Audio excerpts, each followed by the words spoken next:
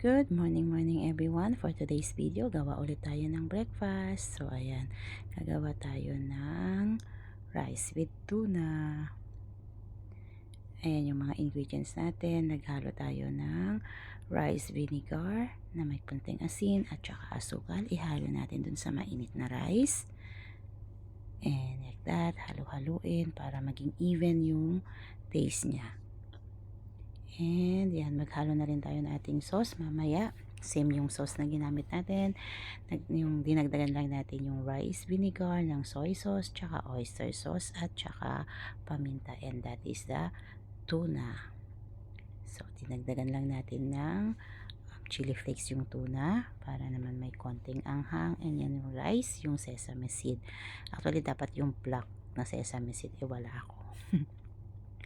And yan, pagkatapos haluin, ayan, ilagay na natin doon sa triangle nating form na lagayan ng rice. So, bale, yan, lalagyan natin ng butas doon sa gitna para doon natin ilalagay yung tuna po natin. So, ayan, bubutasan lang natin ng konti, yung tama lang, tatsatsahin mo lang kung gaano kadami yung tuna na ilalagay po natin dito sa gitna.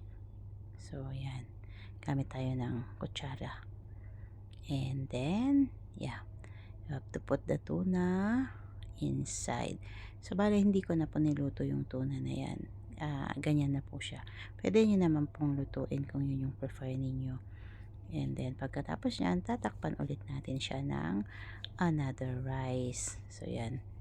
I-compress lang natin ng ganyan para medyo madami-dami. Then, yan. Tapos, ilagay natin yung takip o yung para mas lalo ma-form siya na triangle. And yeah, so that's it. Then, pwede mo na siyang ilapag para ma-form na natin yung triangle. And then, sa pan, yan, ilagay na natin sa pan. Naglagay na tayo ng konting-konting olive oil.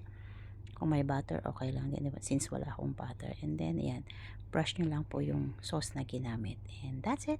Tapos na yung ating, dapat may nori yan, kaya lang, naubos na yung nori ko, kaya yan na lamang. And that is for today's video, breakfast. Da da da da da da da da da da da da da da.